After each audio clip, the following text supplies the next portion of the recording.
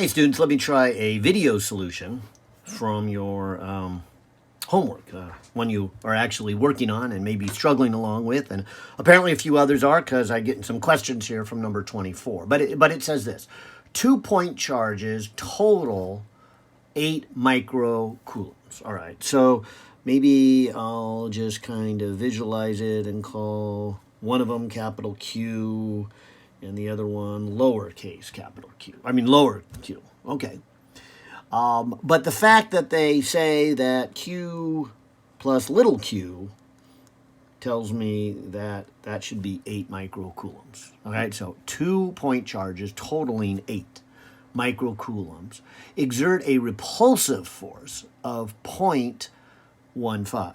All right, so according to Coulomb's law, we would take the magnitude of them.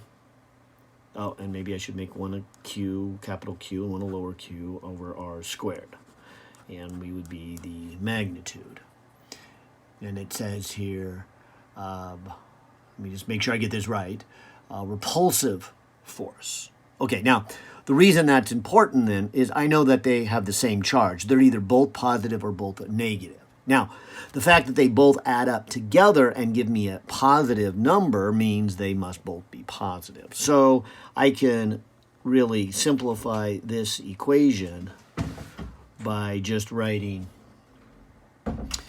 big Q and little q, knowing that everything's positive. So when I say absolute value, I don't need to worry about anything. So that's kind of nice, and it helps me with the math. It makes me think that then part B of this question is going to mix it up and make it harder on me. But I would then say that they gave me the force and they gave me the distance, I believe, 0.15 newtons on one another when they are separated a half a meter. So as I look at these two ideas they're giving me, they've given me everything except for the big Q and the little q. So I have a system of equations. I have 2 equations, 2 unknowns, and so I'll do kind of this solve for one variable, put it in the other, and then solve the equation. Sadly, it looks like they're multiplied and added, so those usually end up having to do some kind of quadratic solution. So let's see what we have here. Like I said, I've got this first equation. Let me just call it equation 1. But this one here, let me put in the 0.15. Let me put in Coulomb's constant. There's my 2 unknowns. And let me put in my distance of a half a meter squared. So if I simplify this, I'm going to do the product of the two. So I'll do the 0.15, and I'll bring this over. So times 0.5 squared. Then divided by 9 times 10 to the 9th. All right, so the product is 4.17 times 10 to the negative 12.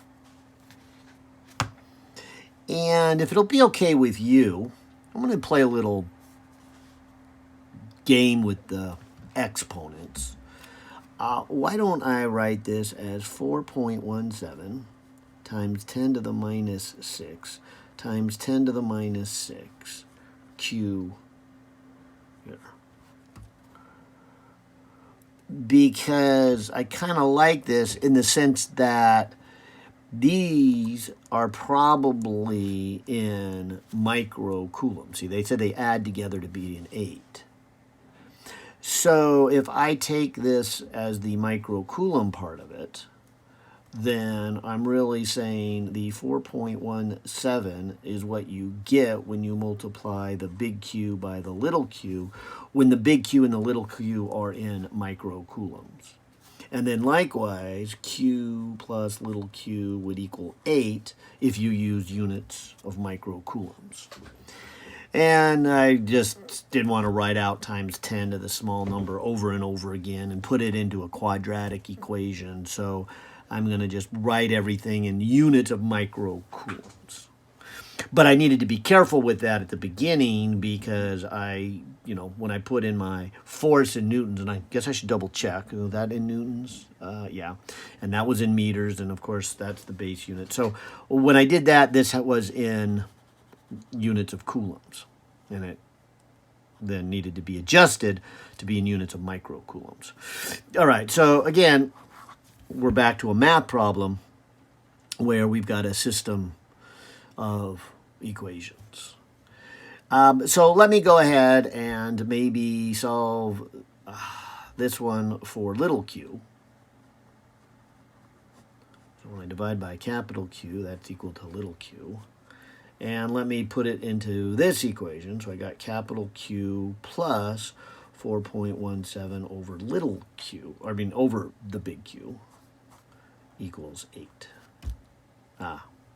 See, yes, this definitely looks like a quadratic one here.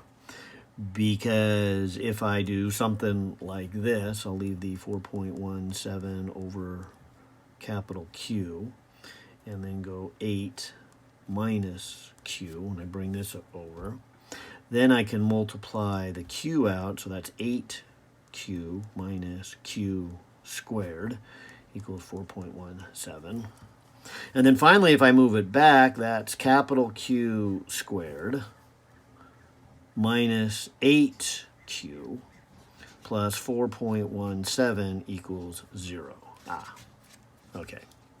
So then I could say capital Q is, and I'll take the opposite of B, so that would be 8, plus or minus the square root of B squared, so that'd be 8 squared, minus 4 times A is a 1, times a C, which is a 4.17, all over 2A. And maybe just to make an intermediate step, I will just work this out. So 8 squared minus 4 times 1 times 4.17 square root. And so that's a 6.88. And so here are my two options. I can add it together. Let me try that one first. And we could probably talk about the meaning of these. So we add and divide by 2. And so 1 is 7.44. And remember, that's in units of microcoulombs. That kind of makes sense. And the other option is actually not a surprise that there are two options. This is why I was thinking way back here that we're going to get a quadratic one, because I would expect there to be two answers, because there's nothing unique about Q1 or Q2. And so whatever we call Q1 and Q2 could be reversed. And so if we solve something for Q1, the other solution will be the Q2. So I bet this is that other solution. And so 8 minus 6.88 divided by 2 is 0.56 microcoulombs. Okay? And of course, now when you add those together, you get your 8 microcoulombs. So it's not a surprise that had I picked this as the right answer, then I would have come back here and found the little q to be that one. On the other hand, if I pick this to be the right answer for the big Q, then I would subtract off and get that for the little q. So again, I hope I'm making sense. It doesn't surprise me at all that there's two answers, because there's nothing unique about which one is the big one and which one is the small one. And so we get one that shows both. Now, in my mind, I was thinking the capital Q was the big one. So again, not a surprise. But anyways, these are the two. So maybe I should have just dropped that one off and said, okay, this is the answer to the capital Q. So the other one would be 8 minus that, which would then be 0.56 microcoulombs. So that'll be the little q, and that'll be the big Q. And so that's the answers to A. And like I said, A is a little bit easier, I think, than B, because we got this absolute value issue that we were able to kind of avoid here at the very beginning. So let's try B.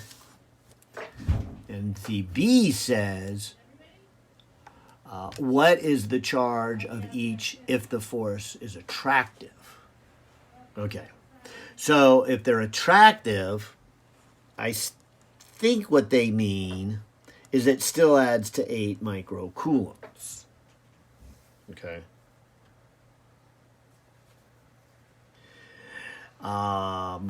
Which of course means one of them being positive and one of them being negative. Let me think that the big one is the positive here. But you would have something greater than 8, so you add it to a negative number. But that wouldn't change that formula. But what would change is over here when I said the magnitude of the force is equal to K times the magnitude of little q, magnitude of big Q over R. Now, if I drop the mathematical symbol of absolute value, of course, it's still going to multiply out to be this 0.15. However, because they're opposite in charge, one being positive and one being negative, I should have a negative number once I drop the absolute values. And so again, that is probably what is prompting the questions from people, because that is a kind of a piece of the math and math with absolute values. It seems so easy to do absolute values with math, but it really is hard. You have to do more thinking than actually computation. And so that's why I'm going to set it to a negative here. And then I'll kind of do the same thing that I did before. I'll call this 9 times 10 to the minus 9. I will do 0.5. I will square it. I will then have the capital Q times the little q. And I would say then that if I copy down the first equation and I come over here to what we did before, where I moved everything over and got this number, the only difference is this would now be a negative number. And so maybe indicating that in green here, I would have a negative 4.17. And then I can write that as a negative 4.17 and then times 10 to the minus 6, so that I can think of these as micros. And so here would be my two equations now.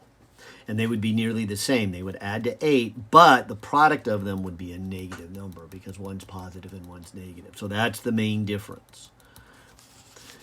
Then, of course, I would have this, which would make that a negative, which, of course, would make that a negative, which, of course, would make that a negative. So that was my next page, which then would be, let's see, B, that would change the C here, so it would change that to a negative, so make that one a positive, and this is where things would going to be different. So why don't I take and pick up part B right here. And so Q would be 8 plus or minus the square root, and then I would have 8 squared plus, actually let me just work that out.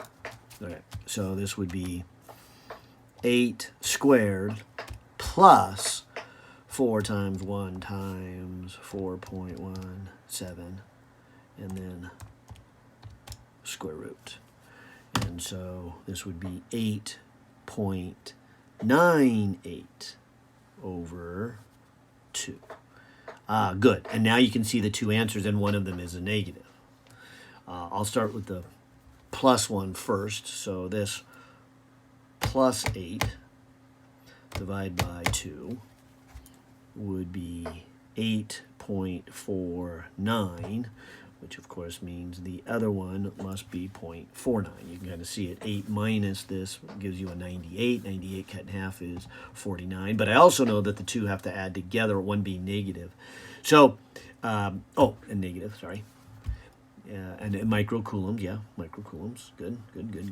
Okay, so these are our two possible answers. And for the same thing, you can get both answers by finishing up the quadratic, or you can just assume it's this one and then calculate it from the fact that they have to add up to 8. Where is that equation? Right there. They have to add up to 8. And like I said, since it's not really specifying which one is the positive, which one the negative, that's why we have two answers. That's why we had a quadratic. And again, that's why when I read this, I feared, got to have two answers when we go through the math, because there's two possibilities where they can be switched. And so putting the math together with the physics means the math's got to have some kind of quadratic equation so I can have two. Anyways, hope this is helpful. All right, take care.